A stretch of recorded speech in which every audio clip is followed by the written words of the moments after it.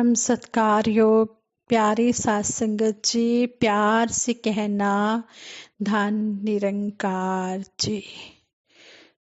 करते हैं भला सबका इंसान जो दुनिया में, घर घर पूजे जाते इंसान वो दुनिया में। ये खलकत सारी तो खालिक ने बनाई है, जब जाना खालिक को तो समझ में आई है। सत्संगत जी, ये जो दासी आप जी के आशीर्वाद से विचार रखने जा रही है, इन विचारों द्वारा हमें यही समझाया गया है कि जो सबका भला मांगते हैं उनका भला अपने आप हो जाता है।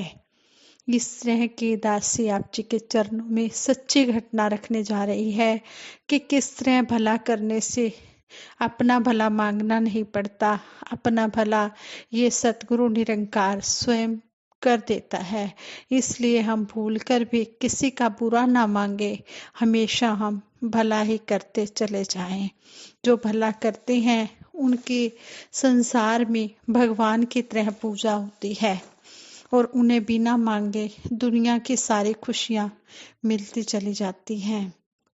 यदि हम सभी अपने जीवन में खुश रहना चाहते हैं तो हम कहते हैं कि खुशी अपने आप मांगनी नहीं पड़ती, वो खुशी आ जाती है सतगुरु निरंकार की कृपा से। और जो खुशी हम प्राप्त अपने लिए करना चाहते हैं वो अगर हम दूसरों का भला करते हैं तो वो हमें मिल जाती है। इस बात को बहुत कम लोग जानते हैं। आम तौर पर हम दूसरों से सम्मान, प्रेम और सहयोग की अपेक्षा रखते हैं, परंतु जब तक हमने स्वयं इनको दूसरों को दिया ही नहीं तो फिर ये हमें कहाँ से और क्यों मिलेंगे। इसलिए इसलिए इनको प्राप्त करने के लिए पहले हमें इनको देना होगा, प्रेम, सहयोग, सम्मान देना होगा। और यह समझना भी बहुत जरूरी है। एक बार एक अमीर व्यक्ति के लड़के की गाड़ी एक गड्ढे में बुरी तरह से फंस गई। पास के मकान से एक साधारण सा किसान यह देखकर बाहर आया और गाड़ी को धक्का देकर बाहर निकाल दिया। लड़के ने उस किसान का शुक्रिया अदा किया और वहां से चला गया। अगले दिन एक बुजुर्ग अमीर व्यक्ति किसान के घर आया और बोला, कल आपने जिस लड़के की गाड़ी को बाहर निकालने में मदद की थी, मैं उसका पिता हूँ और आपको कुछ इनाम देना चाहता हूँ। किसान ने यह कहकर इनाम लेने से मना कर दिया कि मैंने तो मानवता के नाते केवल अपना फर्ज निभाया है। बहुत आग्रह करने पर भी जब किसान इनाम लेने को तैयार ना हुआ तो उस अमीर व्यक्ति ने निवेदन किया कि आप अपना बेटा मुझे दे दें, मैं उसकी उच्च शिक्षा और पालन पोषण की पूरी जिम्मेदारी ले लूंगा। काफी सोच विचार करने के बाद किसान ने इस बात की उस व्यक्ति को स्वीकृति दे दी। अमीर व्यक्ति ने किसान के बेटे को अपने बेटे की तरह पाला, उच्च शिक्षा दिलाई और वह एक बहुत बड़ा डॉक्टर बन गया। किसान का बेटा हाई शिक्षा प्राप्त करके एक बहुत बड़ा डॉक्टर बन गया।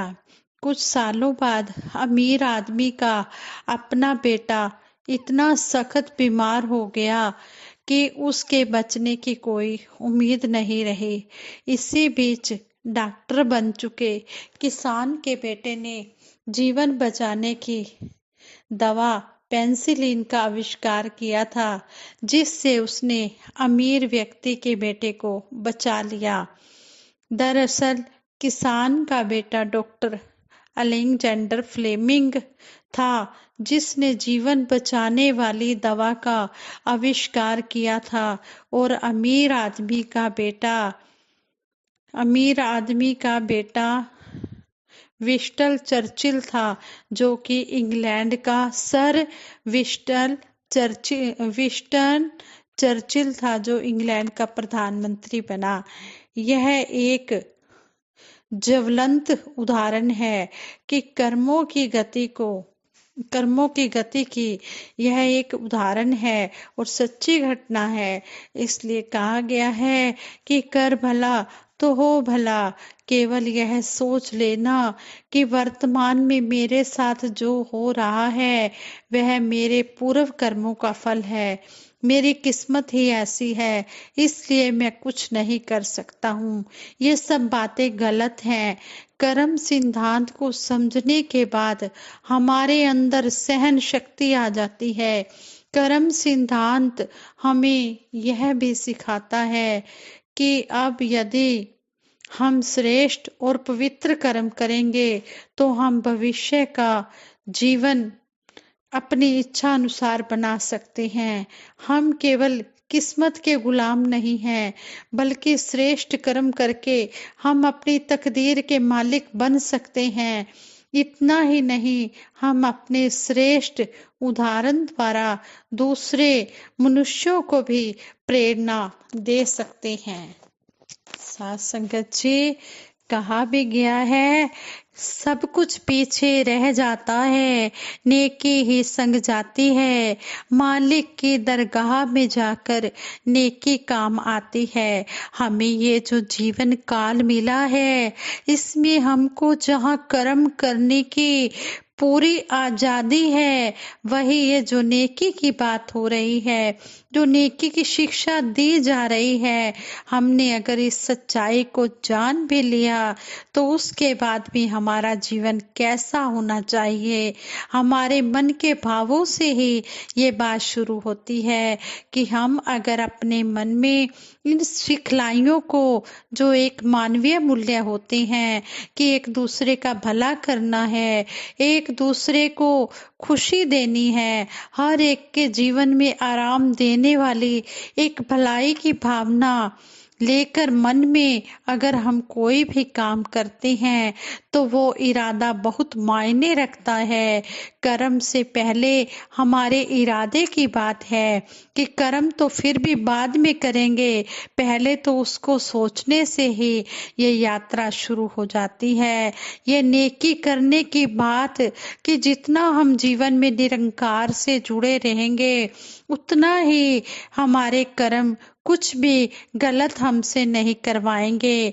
हम खुद चेतन अवस्था में रहकर कि निरंकार प्रभु परमात्मा हर समय हमें देख रहा है, तो हम जानबूझकर कोई गलती नहीं कर पाएंगे। वही बात कि जब मन में सिर्फ अच्छाई रहेगी तो ये नेकी का रास्ता लेकर हम ना कि सिर्फ अपना जीवन संवारेंगे, बल्कि औरों के जीवन में भी खुशी दे सकेंगे। भला सोचते जो औरों का खुद अच्छे बन जाते हैं। संपूर्ण हरदेव वाणी में सतगुरु बाबा हरदेव सिंह जी महाराज इस शब्द द्वारा हमें समझा रहे हैं कि जो दूसरों का भला सोचते हैं, दूसरों का भला करते हैं, वो खुद अच्छे बन जाते हैं। सच्चाई के साथ रहें तो खुद सच्चे बन जाते हैं। ये सच्चाई तो हमेशा के लिए सच्चाई ही है। इसलिए हमने इस सत्य के साथ जुड़कर रहना है। इस सत्य के साथ जुड़कर हमने औरों का भी भला करना है और अपना तो हमारा भला ये निरंकार प्रभु परमात्मा कर ही देगा। इसलिए हम हमेशा निरंकार का सहारा लेते हुए इसको अपने मन में बसा कर रखें। जब ये हमारे मन में बसा होगा तो कोई भी काम हमसे गलत नहीं होगा। यही नेकी है जो हमारे जीवन काल में जहां हमें एक अच्छा जीवन जीने की कला बख्शेगी, वहीं बाद में भी जहां परमात्मा की दरगाह वाली बात है कि उस समय भी ये जो जीवन में हमने कर्म किए हैं तो वो भी बातें हो जाती हैं। जहाँ बोला जाता है कि बुरे कर्म तो एक अलग तरह की बेड़ी है और ये अच्छे कर्म चाहे सोने की बेड़ी है तो बेड़ी ही है। हर तरह की बेड़ी से हमने बचना है। जब कर्म हम खुद कर रहे हैं तो उसको अगर अच्छा करें या बुरा करें तो वो एक गठरी साथ लेकर चलने वाली बात हो जाती है।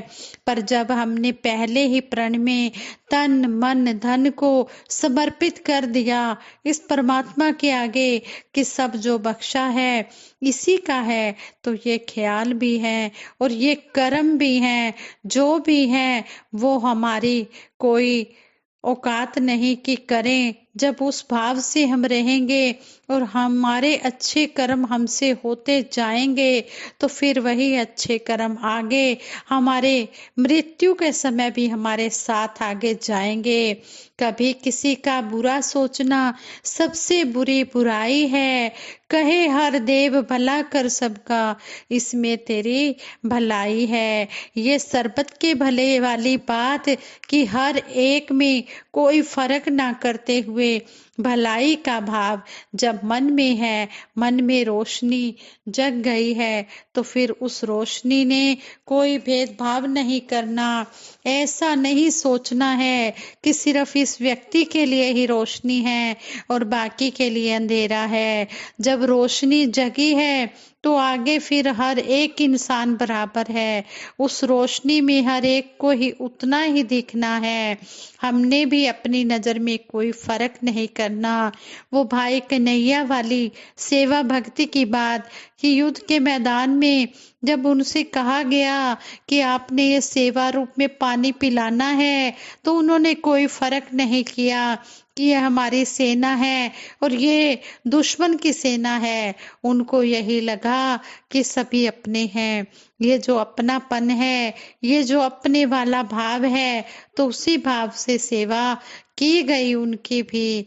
वही एक मूल बात है कि जब ये प्रभु परमात्मा एक है और हम सब इनकी संतान हैं तो फिर कोई भी बुरा नहीं, कोई भी पराया नहीं, सभी अपने हैं।